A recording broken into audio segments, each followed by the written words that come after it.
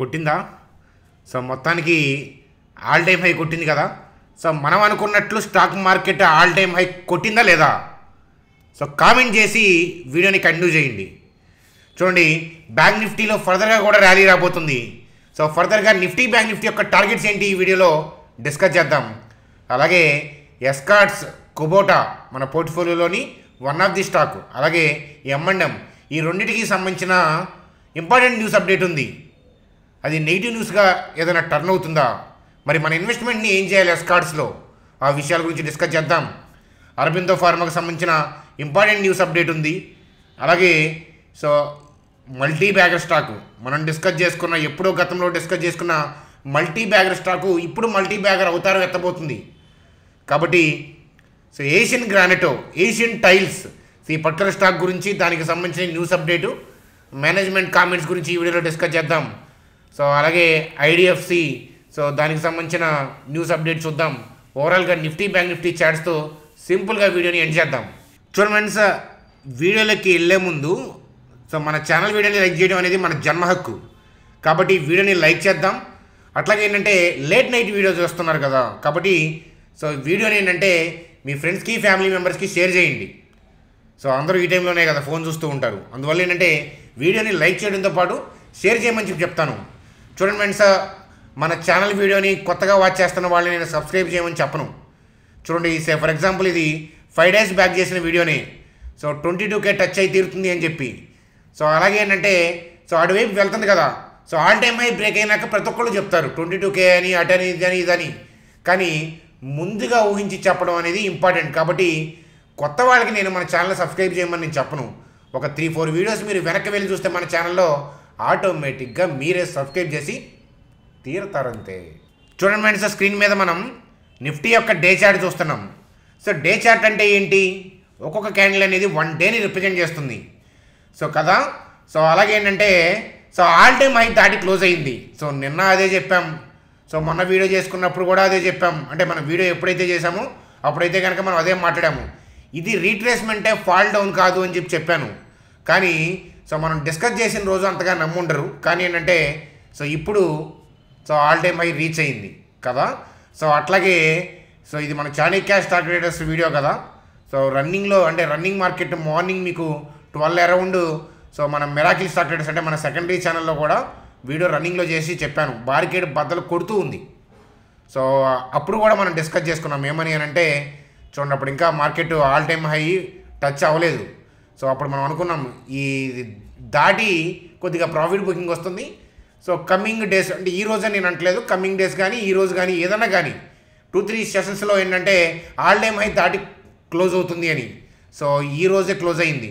So అట్లాగే ఇవాళ చార్ట్ని మీరు చూస్తే కనుక గ్యాప్తో ఓపెన్ అయ్యి ఫుల్ క్యాండిల్ పడేలాగా ఉంది అని చెప్పి మనం మాడుకున్నాం. ఇలా గ్యాప్తో ఓపెన్ అయ్యి సో అంత అగ్రెసివ్ మూమెంట్ FII ఇవ్వగలడు. సో ఎవరి వల్ల కాదు, అది DIS వల్ల కాదు, ఇంకొకరి వల్ల కాదు. సో FII యొక్క ఇంటెన్షన్, అందుకనే కంప్లీట్ బ్రేక్అవుట్ వచ్చింది. So all time high breakout వచ్చింది.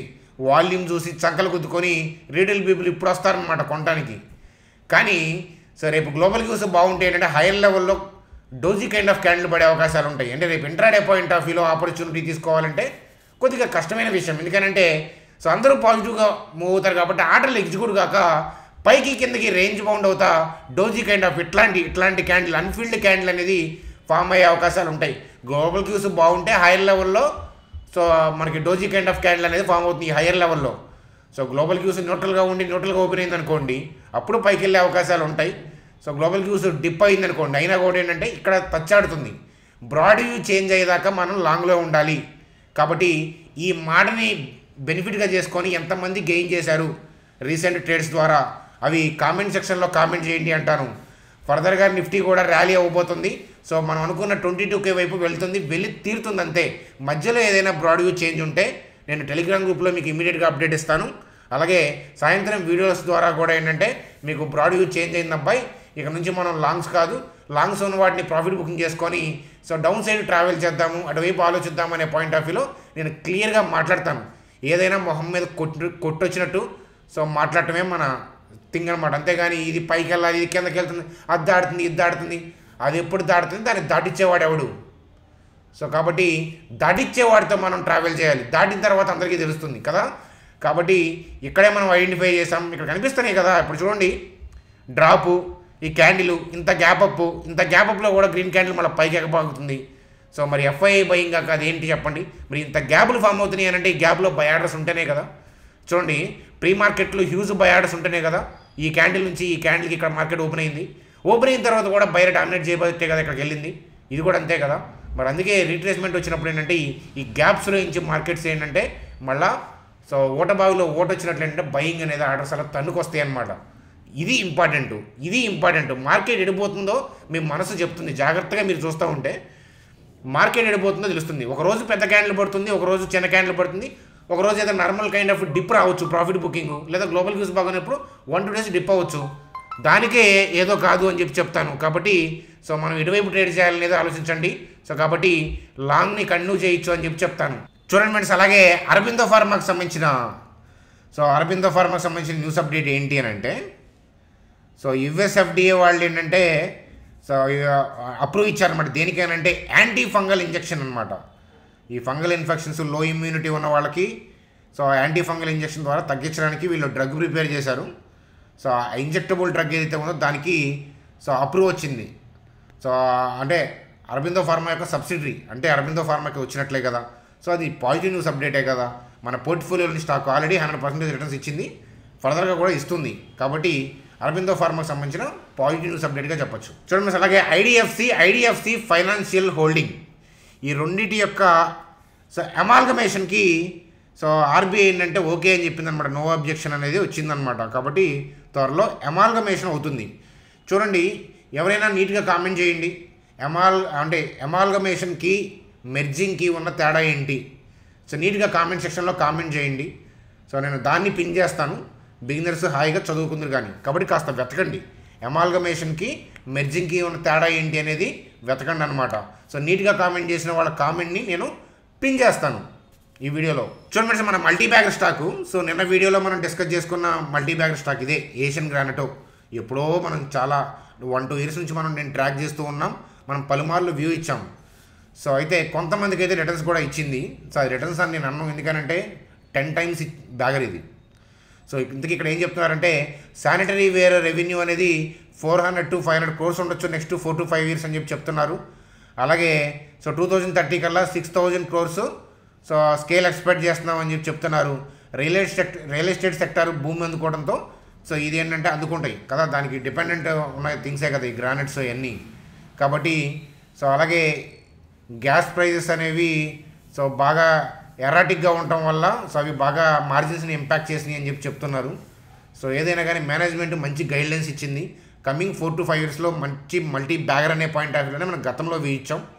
సో మళ్ళీ ఏంటంటే మనం సో ఏదైనా మార్కెట్ 1-2 days డిప్ వస్తే దీన్ని మళ్ళీ ఒడిసి పట్టుకొని వ్యూ తీసుకుందాము. కాబట్టి వెయిట్ చేయండి అని చెప్తాను. సో ఇప్పుడు ఊపులో ఉంది, నిన్నే కదా 9% వచ్చింది. అలాంటప్పుడు మనం తొందరపడాల్సిన అవసరం ఏం లేదు. కొద్దిగా ఏదో ఒక రోజు అవకాశం ఇవ్వకపోదు, మనం వడిసి పట్టుకునే ప్రయత్నం చేద్దాము అని చెప్తాను. అది ఫ్రెండ్స్ ఏషియన్ గ్రానైట్కి సంబంధించిన న్యూస్ అప్డేట్. చూడండి ఫ్రెండ్స్, అలాగే హెచ్డిఎఫ్సి బ్యాంక్ బోర్డు సో వాళ్ళు ఏంటంటే so approves reappointment of Chakraborty. So Chakraborty తనని చైర్మన్గా ఏంటంటే 3 years కంటిన్యూ చేయడం కోసం రీఅపాయింట్మెంట్ చేశారు. దాన్ని అప్రూవ్ అయిందనమాట. సో ఆర్బీఐ కూడా అప్రూవల్ అయిపోయింది. సో ఎవ్రీథింగ్ ఈజ్ కూల్ అనమాట హెచ్డిఎఫ్సి బ్యాంక్ సంబంధించి. చూడండి, అలాగే ఎస్కార్ట్స్ M&M యొక్క వాల్యూమ్స్ డ్రాప్ అయిపోయాయి, tractor sales. So damn capital వాళ్ళు ఏమని చెప్తున్నారు అని అంటే ఈ ట్రాక్టర్ ఇండస్ట్రీ అనేది సో నెగిటివ్ అని చెప్తున్నారు. సో ఎందుకనంటే మాన్సూన్ ఎఫెక్ట్ అని చెప్తున్నారు. కానీ ఇట్లాంటి థింగ్స్ వల్ల కనుక ఏదైనా మనకు అవకాశం దొరికి ఎస్కార్ట్స్ దొరికితే మళ్ళీ దాన్ని అక్యుములేట్ చేసే ప్రయత్నం చేద్దాం. మాన్సూన్లు ఒక సంవత్సరం బాగుంటే ఒక సంవత్సరం బాగు ఏమవుద్దంట మన view 10 to 20 years point of వ్యూలో ఎస్కార్ట్స్ ఆల్రెడీ మనకి 100% పైగా రిటర్న్స్ ఇచ్చింది. సో నేను ప్రతిదీ చెప్తుంటే బోస్టింగ్ అనిపిస్తుంది, కానీ నేను కూడా ఇంతలా మనం పిక్ చేసిన స్టాక్స్ ఇంతలా 100%, 150 to 200 ఇస్తే అని అనుకోలేదు. అంటే ఇంత తక్కువ స్పాన్ ఆఫ్ టైంలో కానీ అలా వచ్చినాయి అనమాట. కానీ ఒక్కొక్కసారి ఒక 2-3 years ఏంటంటే స్తబ్దుగా ఉంటాయి. కానీ అలాంటప్పుడు కూడా మనం కూల్గానే ఉండాలి, ఎందుకంటే ఇప్పుడు అమ్మం అప్పుడు అమ్మం అనమాట. మనకి బిజినెస్ గ్రో అవుతుందా లేదా, మన ఎకానమీ బాగుందా లేదా, దానికి తగ్గట్టుగా మేనేజ్మెంట్ డెసిషన్స్ తీసుకుంటుందా లేదా, వాళ్ళకున్న కాంపిటేటర్స్ ఎవరు, ఇది చూసుకోవాలి. అంతేగాని పడింది పెరిగింది లేచింది కింద పడింది అని అంటే మీరు హోల్డ్ చేయలేరు. సో బై సెల్ అనేది ఎవడైనా చేస్తాడని చెప్పా కదా, కానీ హోల్డ్ చేయాలి అని అంటే స్టాక్ మార్కెట్లో సో మనకు ఏంటంటే దాని మీద ఇంట్రెస్ట్ ఉండాలి, కంపెనీగా భావించాలి, దాన్ని మన ఓన్ ల్యాండ్గా భావించాలి కంపెనీని. అంతేగాని సో అది ఏదో మనం క్యాబ్ ఎక్కినట్టు ఎక్కి దిగితే ఏంటంటే మీకు రిటర్న్స్ రావు.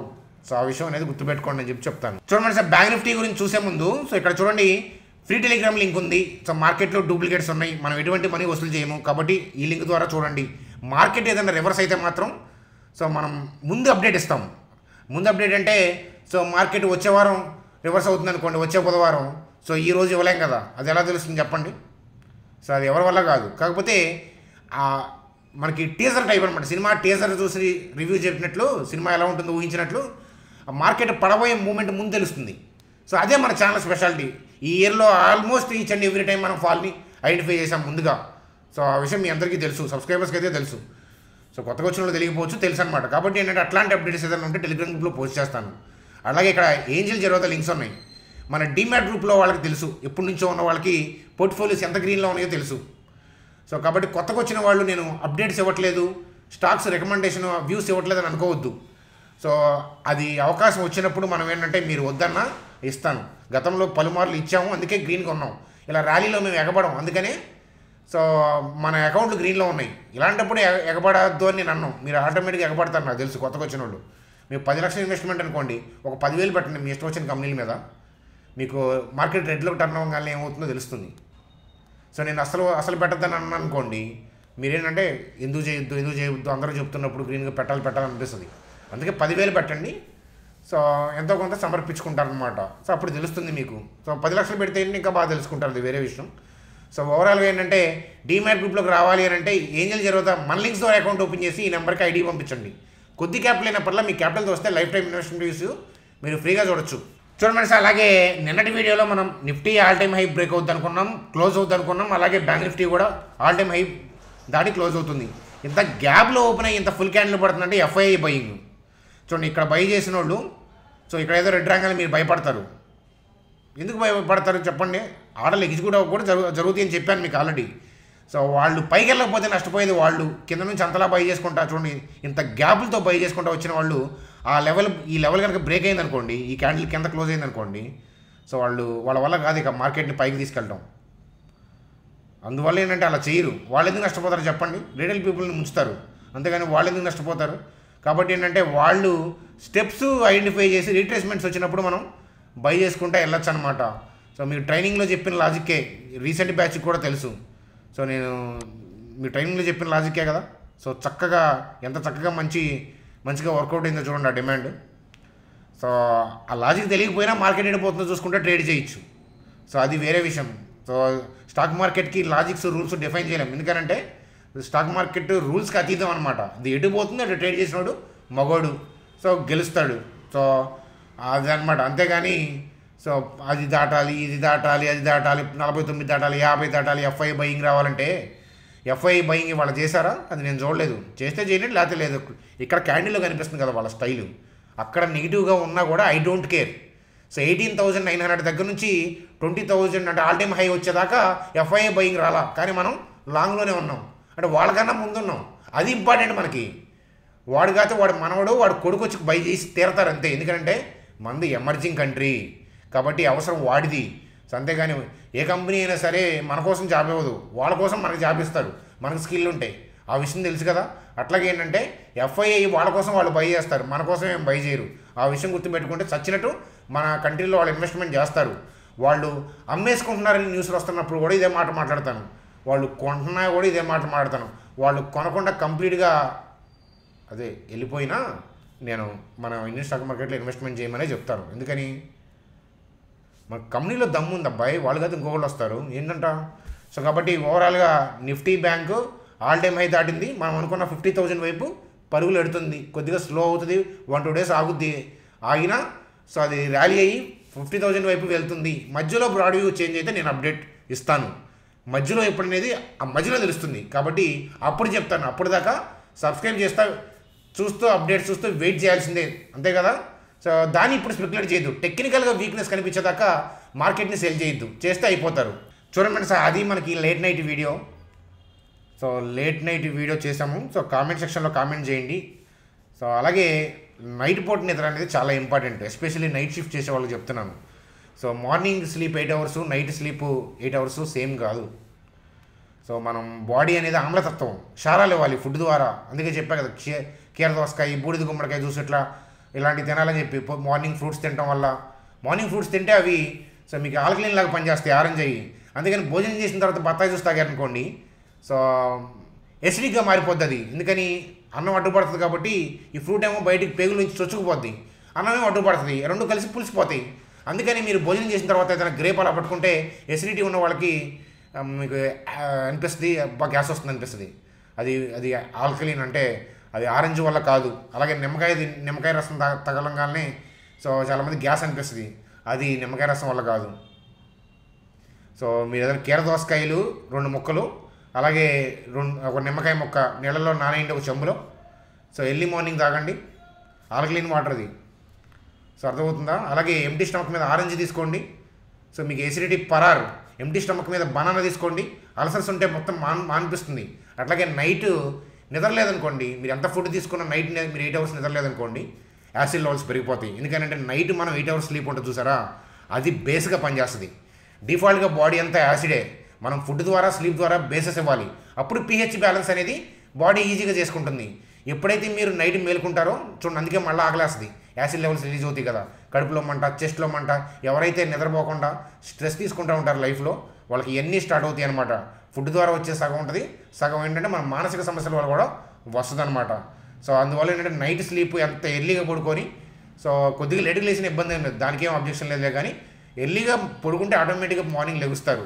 జస్ట్ ఫోన్ తీసుకొని పక్కన పెడితే చాలు, ఆటోమేటిక్గా నిద్ర వస్తుంది అనమాట. జస్ట్ మీరు బెడ్ మీద పడుకొని నాకు ఏ టార్గెట్ లేవు, సో ఇవాళ రేపొద్దున బతుకుంటే రేపొద్దున సంగతి చూసుకుందాం, జస్ట్ అబ్జర్వ్ యువర్ చెస్ట్. మీరు చెస్ట్ని అబ్జర్వ్ చేయండి చాలు, ఆటోమేటిక్గా మీరు స్లీప్. ఇవాళ ట్రై చేయండి, జస్ట్ పడుకొని మాకు ఏ టార్గెట్ లేవు, ఏ సమస్యలు లేవు, చెస్ట్ని అబ్జర్వ్ చేయండి. జస్ట్ మీ చెస్ట్ని అబ్జర్వ్ చేస్తూ ఉండండి, ఆటోమేటిక్గా 5-10 మినిట్స్లో నిద్రలోకి వెళ్ళిపోతారు. సో కళలు కూడా రావు, కళ వస్తే అది నిద్రపోయినట్లు కాదు, అదనమాట. సో అది ఫ్రెండ్స్ ఈరోజు video. So bye, good day.